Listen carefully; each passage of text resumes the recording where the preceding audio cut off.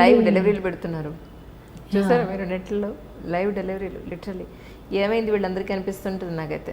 Delivery అయ్యేటప్పుడు ఎందుకు ఒకప్పుడు హస్బెండ్ ఉండకూడదు అని అన్నారు అంటే, అంటే ఆ డెలివరీ టైంలో ఉండొద్దన్న వైరాగ్యం వచ్చేస్తుంది వాళ్ళకి. ఎగ్జాక్ట్లీ అండి, సంసారం చేస్తున్నాం మనం. అవును, ఆ టైంలో వైరాగ్యం వస్తుంది కాబట్టి వద్దు అనుకున్నాం. కానీ ఇప్పుడు అలా కాదు, డెలివరీ అయ్యేటప్పుడు ఫోటో షూట్ ఉంటుంది అనమాట. అక్కడ బిడ్డ వస్తున్నాడు, ఇంకొక కూతురు కొడుకున్నారు అనుకోండి, వాళ్ళని కూడా అక్కడ పెట్టేస్తున్నారు.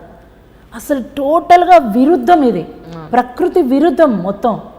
ఏంటి అని అంటే మనం ఎక్కడున్నాం, ఏ కాలంలో ఉన్నాము. మీరు ఎదగాలి జస్సి గారు, మీరు ఎదగలేదు ఇంకా. మీరు ఫ్యామిలీ మొత్తం ఆడుండాలి, మొత్తం షూట్ చేయాలి. అసలు ఎంత మొత్తం అందరూ చూస్తుంటారు అక్కడికి వెళ్ళి. ఎందుకు వాయ్ అంత ఎక్స్పోజింగ్ ఏం అవసరం? లేబర్ రూమ్లో కూడా యాక్చువల్గా ఫొటోస్ తీసి పెట్టకూడదు, కానీ ఆ హ్యాపీ మూమెంట్లో వాళ్ళు దాచుకోవడం కోసం వేరు కదా. ఇప్పుడు డెలివరీ టైంలో ఉండే పోస్చర్ ఏమిటి, అసలు పరిస్థితి ఏంటి, మదర్ కండిషన్ ఏంటి, అసలు రకరకాలుగా ఉంటుంది పరిస్థితులు అక్కడ. అలాంటిది దీనికి ప్రయారిటీ ఇచ్చే ఆరోగ్యానికి నిజంగా అది అదే చాలా పెద్ద సబ్జెక్ట్ అండి ఇది. ఏంటంటే హస్బెండ్ దగ్గర ఉండడం అనేది, ఇక వాళ్ళిద్దరి మధ్య కమింగ్ డేస్లో ఇప్పుడు ఒక వైఫ్ అండ్ హస్బెండ్ మధ్య ఉండే ఒక బంధం, ఒక రిలేషను ఎంతో సెన్సిటివిటీ, ఒక ప్రేమ అభిమానం, వాళ్ళిద్దరి మధ్య ఉండే ఒక అట్రాక్షన్, కానీ అది ఈ రోజున చాలా మెకానికల్గా అయిపోయిందా అని అనిపిస్తుంది నాకు మాత్రం. చాలామంది చాలా డిస్కషన్లో నేను విన్నాను ఈ విషయాన్ని. చాలా మెకానికల్గా అయిపోతుంది ఏదైనా సరే.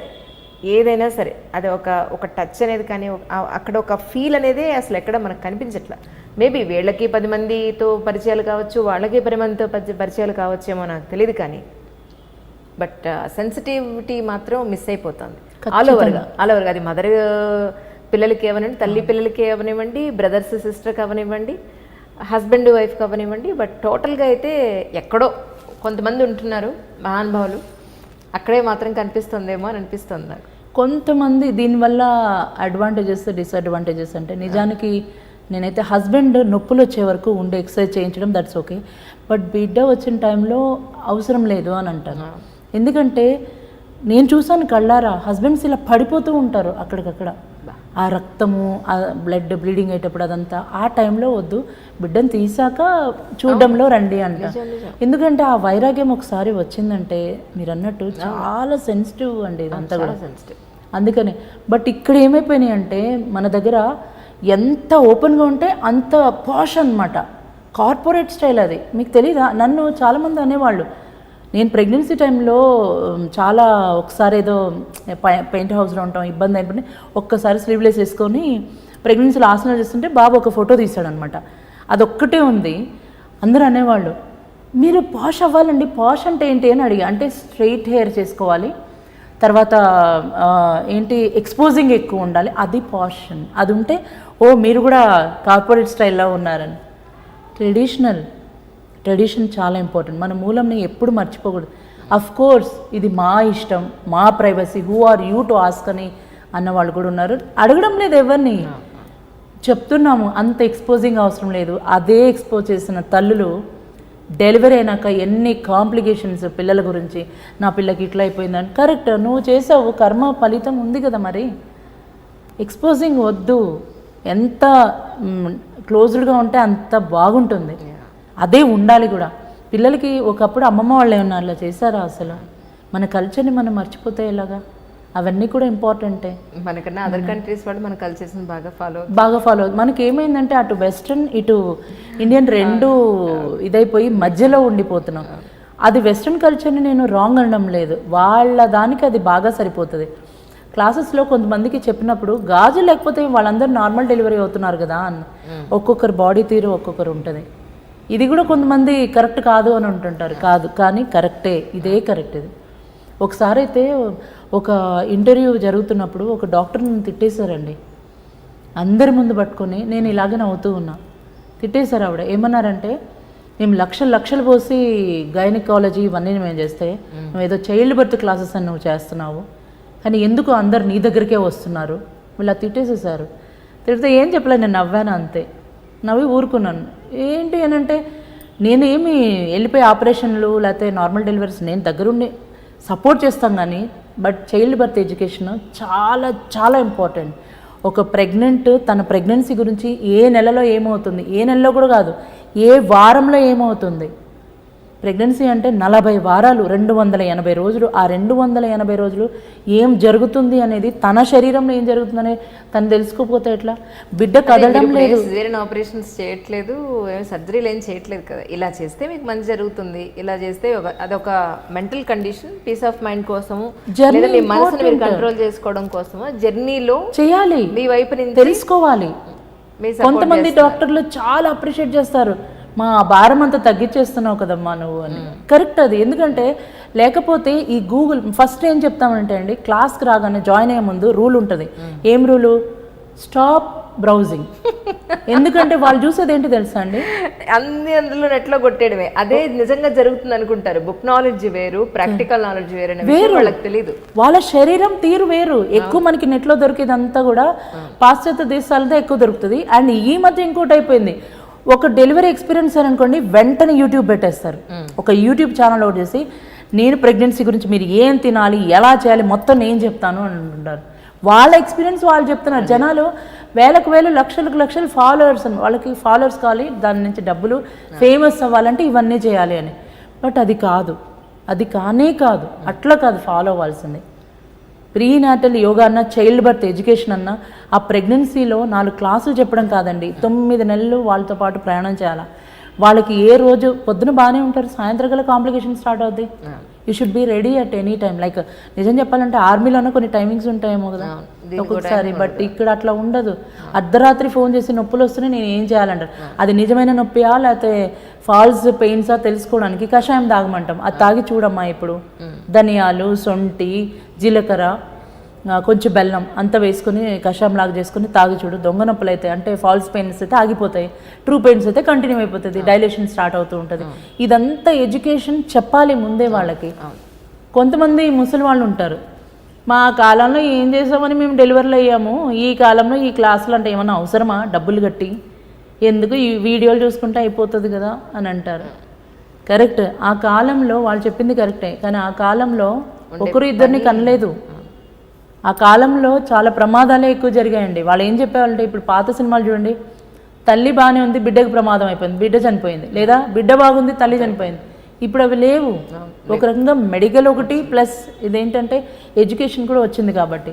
అందుకనే ప్రతి ఒక్క ప్రెగ్నెంట్ తెలుసుకోవాలి, చైల్డ్ బర్త్ ఎడ్యుకేషన్ తెలుసుకోవాలి, చాలా ఇంపార్టెంట్. అది తెలుసుకోకపోవడం వల్ల అద్భుతమైన డాక్టర్స్ వల్ల మంచి జరుగుతుంది. కానీ కొంతమంది డాక్టర్స్ ఫోన్లు వస్తుంటాయి మాకు, మా డాక్టర్ చెప్పారు నా బేబీ బ్రీచ్లో ఉంది, ఆపరేషన్ చేయాలంట అని. ఎన్నో నెల, 5వ నెల. అయ్యయ్యో, అప్పుడే డెలివరీ ఎప్పుడు 9 నెలల దాకా ఉంది, కానీ ఇప్పుడు చెప్పారు ప్రిపేర్ అయిపో అని. ఎవరైనా చెప్తారా ఇట్లా? బేబీ బ్రీచ్ నుంచి నార్మల్ పొజిషన్కి ఎప్పుడు లోపల మారడానికి టైం ఉందంటే ఇంకో 1 వీక్లో డెలివరీ ఉందనంగా కూడా బేబీ తిరిగేస్తుంది. ఒకవేళ తిరగకపోయినా బ్రీచ్ బేబీకి కొన్ని యోగాసనాలు ఉన్నాయి, అవి చేపిస్తాము. చాలా మందికి టర్న్ అయిపోయింది బేబీస్.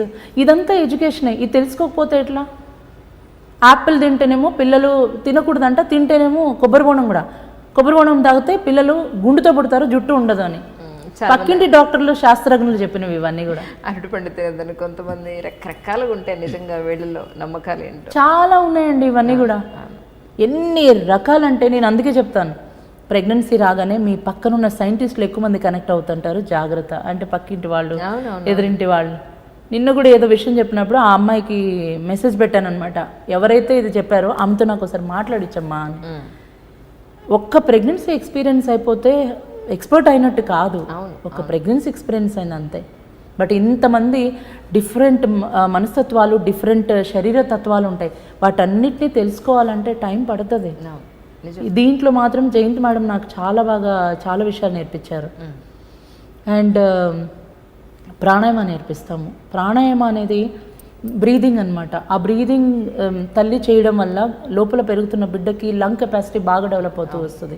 అందుకని ప్రాణాయామ చేసుకోవాలి. అందులో ఇప్పుడున్న కోవిడ్ సిచ్యువేషన్లో మేము డైరెక్ట్ క్లాసెస్ లేవు, ఓన్లీ ఆన్లైన్ క్లాసెసే చేస్తున్నాం. ఎందుకంటే మధ్యలో 1-2 సార్లు అనుకున్నాము ప్రెగ్నెంట్ మనీ రమ్మందామని, కానీ దానిలో అసిమ్టమాటిక్ అని చెప్పినప్పటి నుండి ఎవరికి కోవిడ్ ఉందో ఎవరికి లేదో తెలియడం లేదు. అసలు దాని నుంచి ప్రీమెచ్యూర్ డెలివరీస్ ఎక్కువైపోతున్నాయి. ఎందుకంటే భయం వల్ల. ప్రెగ్నెన్సీలో భయం ఉందనుకోండి, డాక్టర్స్ ఏం చేస్తారంటే ఈ అమ్మాయి కాన్ఫిడెంట్గా ఉందా నార్మల్ డెలివరీకి చూస్తారు. కాన్ఫిడెంట్ లేదంటే చలో టేక్ ఫర్ సి సెక్షన్. అందరు డాక్టర్స్ అలా చేయరండి. కొంతమంది అద్భుతమైన డాక్టర్స్ ఉన్నారు, వీళ్ళు అరిచి గీ పెట్టినా కూడా డాక్టర్లు సిజేరియన్ చేయరు. బట్ కొంతమంది మాత్రం ముందే చెప్పేస్తారు నీకు సిజేరియన్ అయిపోతుంది. ఎందుకు అనంటే నేను వేరే కంట్రీలో మీటింగ్ ఉంది, వెళ్ళాలి, నాకు వేరే కంట్రీలో అర్జెంట్ మీటింగ్స్ ఉన్నాయి, లేదంటే నాకు పెళ్ళి ఉంది నేను వెళ్ళాలి, సిజేరియన్ చేసేస్తా. ఈ మన వాళ్ళు కూడా ఎలా ఉంటారంటే అండి ఈ డాక్టరే చేయాలి, ఈ డాక్టర్ చేయాలంటే డిమాండ్ అనమాట. అండ్ ముహూర్తం డెలివరీస్ గురించి మీరు ముందుగానే మాకు ఈ టైంకి సిజేరియన్ చేయండి అని ఉంది. నమ్మకం పెట్టుకోవచ్చు, తప్పు లేదు. కానీ బిడ్డ హెల్త్ బాగుందా లేదా అవి కూడా చూసుకోవాలిగా. లేదు ఇంకా 9 నెలలు నిండక ముందే 9వ నెల వస్తే చాలు డెలివరీ ఎప్పుడు డెలివరీ 9వ నెల రాగానే కాదండి. 9 నెలలు నిండాక 10 రోజులు కానీ 15 రోజుల వరకు కూడా వెయిట్ చేయొచ్చు. కానీ వాళ్ళ కండిషన్ బట్టి డాక్టర్ చెక్ చేస్తూ చెప్తారు వెయిట్ చేయొచ్చా లేదా అని. కరెక్ట్. అండ్ ఇంకొన్ని మన పూర్వీకులు ఏం చెప్పారంటే శాస్త్రంలో డెలివరీ టైము ఈరోజు స్టార్ట్ అయిందంటే ఈరోజు ఇప్పుడు మొదలైతే ఈరోజు సంధ్యాకాలం అయిపోతుందిగా, సన్సెట్ అయిపోతుంది, రేపు సన్సెట్ లోపల డెలివరీ అయిపోతే హెల్దీ డెలివరీ అని. అలా కాకుండా లాంగ్ లేబర్ ఉందనుకోండి, డెలివరీ నొప్పులు స్టార్ట్ అయ్యాక రేపటి దాకుంటే ఆ లాంగ్ లేబర్లోనే ఆఫ్టర్ డెలివరీ నార్మల్ అయినా కూడా ఆఫ్టర్ డెలివరీ చాలా ప్రాబ్లమ్స్ వస్తాయి. అందుకనే చెప్తాము మీ బాడీ తిని బట్టి ఒకవేళ మీకు అవ్వలేదనుకోండి డాక్టర్ చెప్తే go for C section, no problem. కానీ చూడండి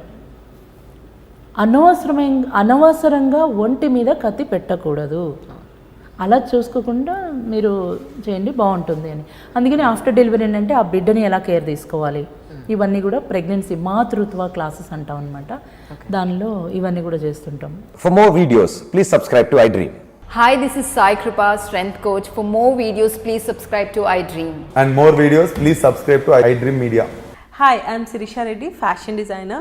Please subscribe to iDream Media. For more videos, please subscribe iDream Media. Please do subscribe to iDream. Hello అందరికీ నమస్కారం, నేను మీ getup Srinu. Please subscribe to iDream Media. iDream అంటే నా కళల ఛానల్ను సబ్స్క్రైబ్ చేసుకున్న నోరు తిరుగుతలేదు, మీరైతే గంట గుర్తు కొట్టండి.